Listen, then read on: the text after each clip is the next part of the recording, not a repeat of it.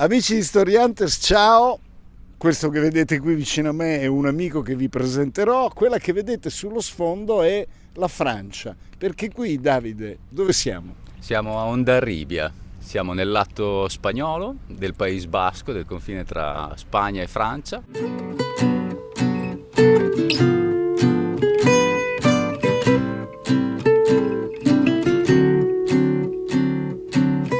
Davide, chi volesse venire a vivere a San Sebastiano nei Paesi Baschi, cosa si deve aspettare? Molto spesso si tende a essere dei faciloni, no? Che basta che ci sia la Spagna e già tutto va bene. Sicuramente tra tutta la Spagna è il posto più difficile, come anche tra tutta la Francia, è tra i posti più difficili per integrarsi. Non tanto con la popolazione, perché lo spagnolo in generale è aperto, ma proprio per questione di caro vita, quindi devi avere un buon lavoro, perché devi partire. Il lato francese è ancora più complicato, il lato spagnolo meno complicato, però per avere una casa in affitto devi far vedere che hai un certo reddito, devi essere dentro un sistema che magari uno che viene dall'Italia non so quanto può essere abituato a questa cosa. In più c'è il lato proprio che c'è molta domanda per venire qua, molta domanda di appartamenti, molta richiesta di affitti, quindi c'è concorrenza, diciamo così. Se vogliamo venire qui a aprire un ristorante, siamo un italiano, diciamo apriamo una pizzeria lì, io non te la consiglio, perché ce ne sono già tanti che sono qua storici da tanti anni, la qualità è molto alta, quindi la gente non è la prima volta che mangia un piatto di spaghetti o una pizza, e quindi non è un posto facile, però come tutti i posti che non sono facili, se riesci a entrare nel sistema hai dall'altra parte una bella ricompensa, cioè avere questi magnifici posti.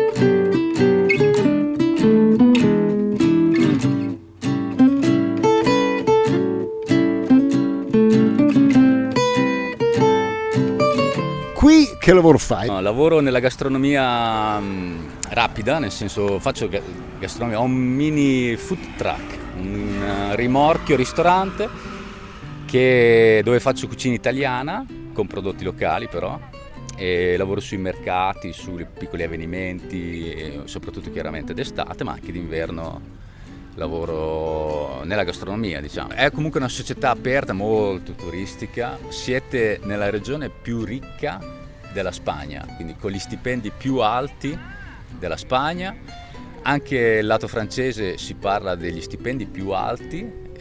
Per comprarvi una casa nel lato francese potete andare da 8.000 a 16.000 euro a metro quadrato, per dire i prezzi, quindi un garage costa 200.000 euro.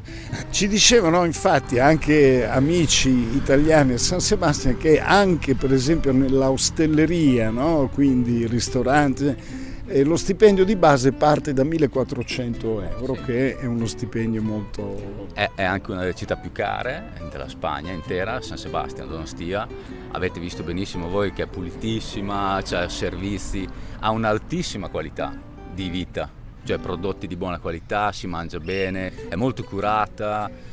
Un po' tutto il nord della Spagna ha questa linea di ricchezza e di pulizia delle strade, anche dopo le più grandi feste, il giorno dopo, la sera vedete tutto per terra e il giorno dopo non c'è più niente, neanche una cicca di sigaretta. C'è una polizia quasi svizzera, diciamo, no? Molto molto precisa. Sì. Noi abbiamo incontrato in questo periodo che siamo qua molti giovani italiani, no? E impiegati alcuni di loro anche nella ristorazione, però a livelli molto alti, quindi ristoranti anche stellati, quindi con dietro scuole, competenze di alto livello. Quindi non è un posto da andare troppo all'arrembaggio. No, non è un posto da primi arrivati allo sbaraglio, cioè devi avere un bel background dietro, cioè avere veramente delle esperienze da metterti in gioco, da mettere sul piatto.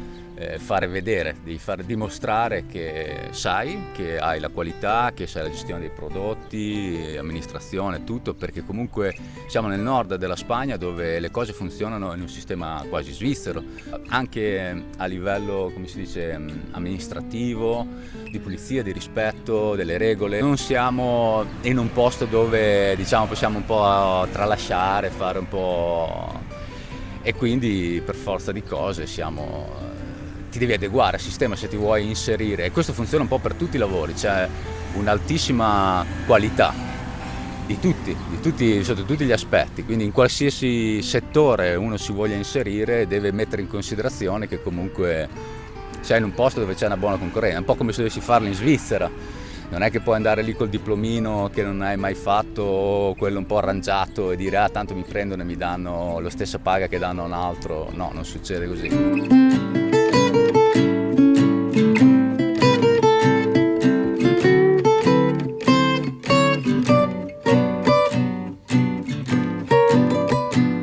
Te Davide, da dove vieni? Ovviamente anche tu hai fatto un cambio vita, sei un italiano. Io sono di Forlì, sono della Romagna, sono un po' un cambiatore di vita seriale.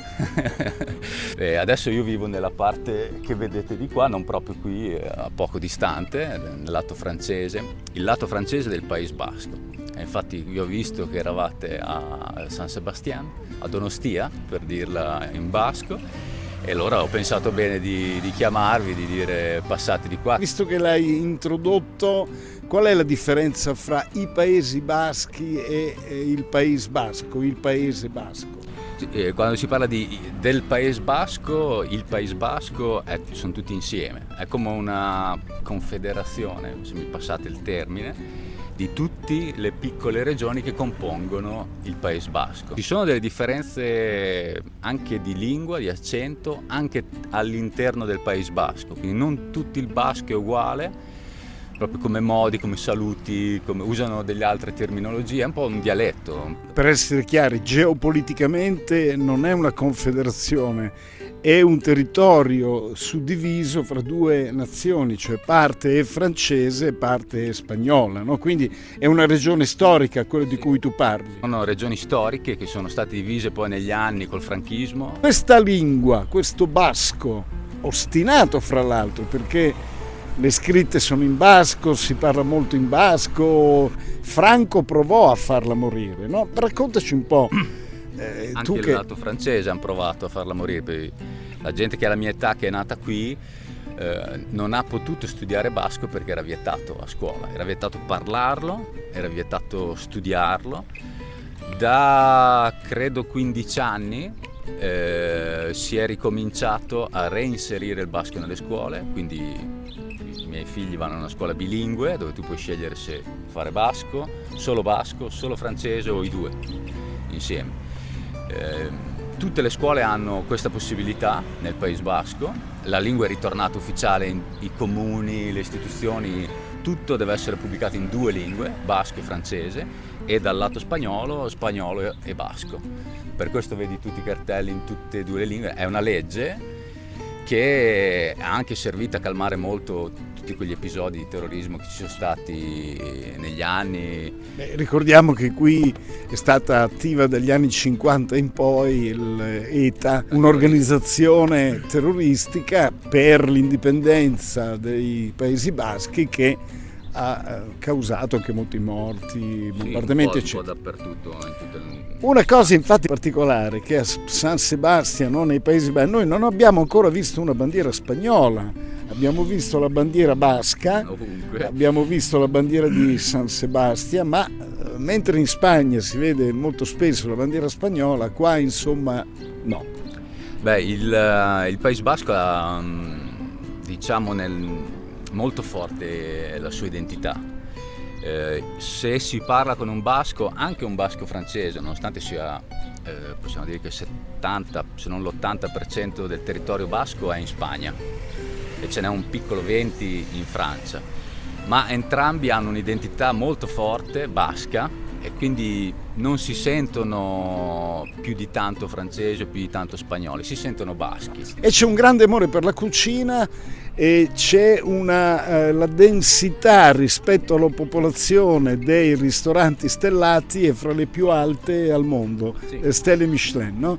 Quindi molti chef, oltre al pincio Che è di base, no? della Cos'è tapas. un pincio? Insomma, racconta. Beh, è quello che negli altri posti viene chiamato tapas, però diciamo che qui hanno fatto veramente una cultura del pesce, della lavorazione del pesce e di come servirlo.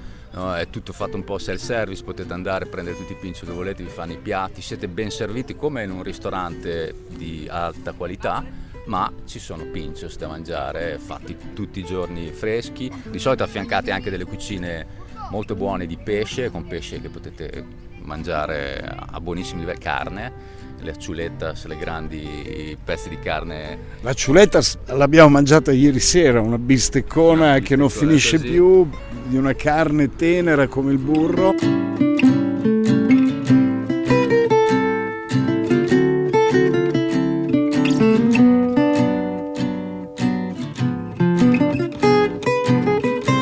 Tu, Davide, hai detto che vieni da Forlì, ma non hai detto perché te ne sei andato da Forlì e dove sei andato?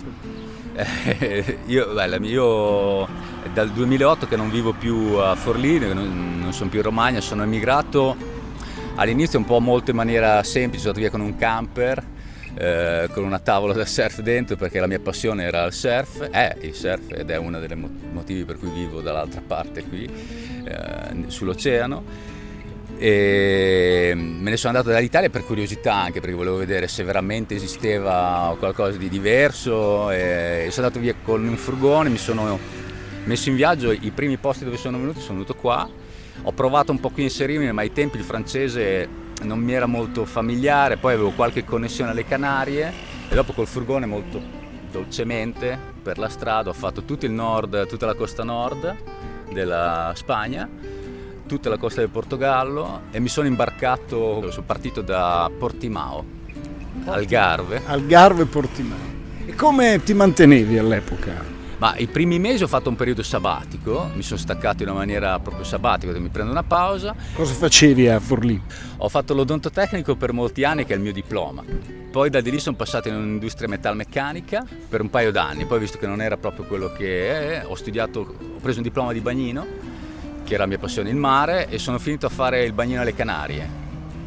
Dal di lì ho ritrovato come odontotecnico sempre alle Canarie. Questa è la volta che sei andato in camper? Sì. Quindi sei arrivato lì e hai fatto il bagnino? Sono arrivato lì, ho trovato subito da fare il bagnino nel lontano 2000. Quale isola eri? Fuerteventura. A Fuerteventura.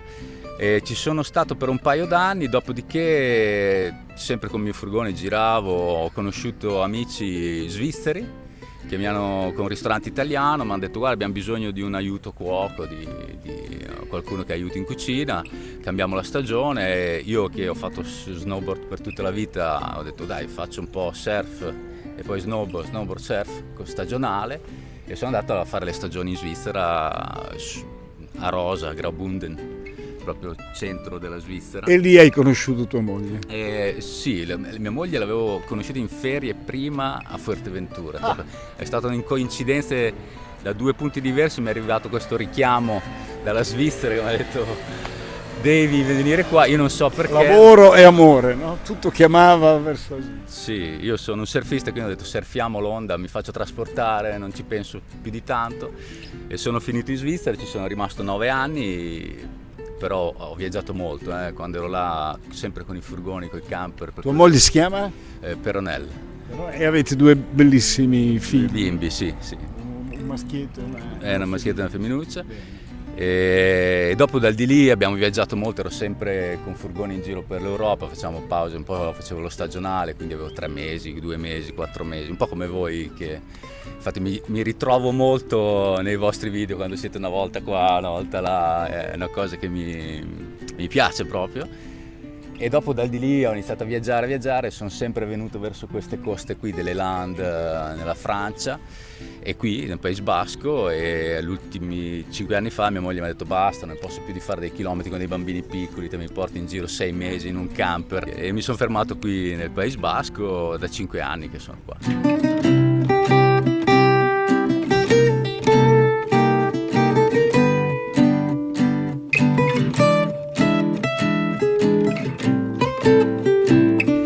E adesso sto valutando un pochettino più lavorare più online. Ho un canale YouTube dove tratto argomenti un po' anche di cambio vita. Ho iniziato così per gioco, diciamo. Ho fatto qualche collaborazione a volte con altri canali più grandi di me per informarli un po' sulla Francia, sull'estero. L'Italia è molto deficitaria per quello che riguarda l'informazione estera, no? Si sanno le cose, ma si sanno sempre attraverso delle fonti che sono estremamente corrotte, nel vero senso della parola, anche proprio volontariamente corrotte per farci avere l'idea che l'Italia sia il paese dei balocchi, che tutto va bene. Se usciamo vediamo che ci vogliono vendere una realtà che non è poi proprio così esattamente come la vogliono vendere. Ma dal di lì ho iniziato un po' a avere l'esigenza di informare un po' le persone su quello che c'era, sulla Svizzera prima, adesso sulla Francia. Poi ci ho messo un po' chiaramente del mio personale, dei miei studi personali. Io sono appassionato dei tempi di comunicazione non verbale, programmazione neurolinguistica, alcuni argomenti non soliti, che si sposano anche bene col mio stile di vita, perché alla fine li applichi alla vita di tutti i giorni. In più mi piace lato della comunicazione, mi è sempre affascinato, mi è sempre piaciuto le persone anche come voi che si mettono in gioco, che la faccia, sai, che si mettono, come si dice, cioè senza paure, senza troppi filtri, no? Che gli piace fare vedere anche com'è sul territorio, no? E questa è una cosa che fora lo schermo, no? Quando sei dall'altra parte ti rendi conto che Barbara e che Leonardo sono lì, no? Non la raccontano da uno studio televisivo, da dietro una scrivania o dietro un divano, no? Siete qui, vivete sulla vostra pelle, comunicate quello che voi avete come emozioni, e questa è la cosa che la gente non mente, questa cosa qui, non potete mentire. Il canale si chiama Senza fissa dimora, non a caso si chiama Senza fissa dimora, perché ho viaggiato tanto e questa era la mia condizione mentale, diciamo, più che fisica, mentale, anche per un po' fare quello che fate anche voi, che è un po', credo, forse la vostra mission, no? Di aiutare un po' anche gli altri, facendogli vedere che si può fare, no? Tanto l'esempio è quello che conta, perché uno può parlare, può dire quello che gli pare, ma se poi nella vita non metti in pratica quello che te dici, rimangono parole all'aria, no? Se te dimostri coi fatti che tu puoi viaggiare, puoi andare, puoi muoverti, che non sei milionario o miliardario, ma lo fai con i tuoi mezzi, e questo già dimostra che si può fare. E quindi se c'è qualcuno che magari anche lui ha avuto la stessa idea, gli è passata davanti l'idea di cambiare, persone come te possono aiutare gli altri a cambiare perché tu l'hai fatto.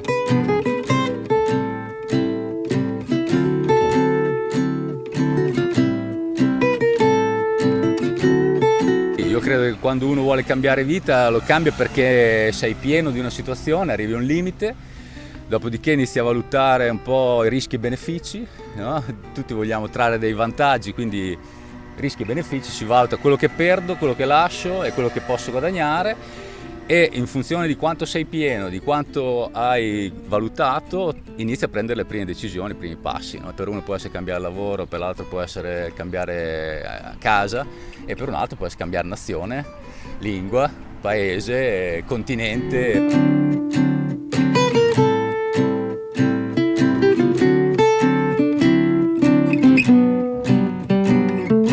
Ultima domanda all'amico Davide, quindi il cambiamento, no? Tu che ne sei un addicted, quindi ne sei un appassionato, cosa dovrebbe veramente portare dentro di noi? Cioè, quando è che uno può veramente dire sto cambiando, ho cambiato vita? Ma io credo che l'hai già data tu la risposta, credo che viene da dentro il cambiamento, no? Non credo neanche abbia importanza dove vai, credo che sia un grande passaggio evolutivo quello di vivere all'estero, no? Ti fa crescere personalmente, proprio crescita personale, e dopo inevitabilmente la comunichi agli altri, però è una cosa che ti fa talmente tanto crescere la cultura, confrontarti, più cose impariamo, più cose vediamo, più gente conosciamo, più persone parliamo, più abbiamo punti di riferimento, diventa una grande mappa quella che abbiamo del territorio, sempre più. E sulla grande mappa, no, che quindi ci riporta proprio alla mappa geografica, allo spostamento, il cambiamento fisico e il vivere all'estero, ringraziamo Davide e un saluto per i nostri amici del canale. Saluto tutti gli Story Hunter fan, vi ringrazio tanto che siete venuti qua di persona, è stato veramente un piacere conoscere Barbara e Leonardo.